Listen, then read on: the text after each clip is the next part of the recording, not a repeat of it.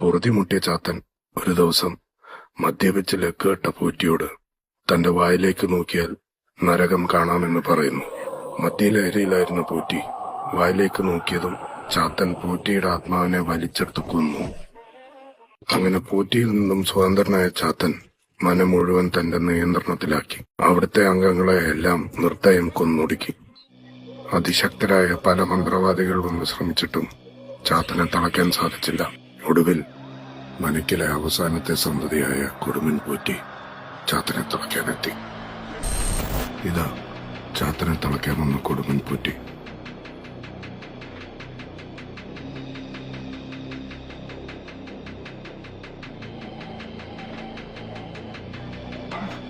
ഇതാണ് പൂറ്റിയെങ്കിൽ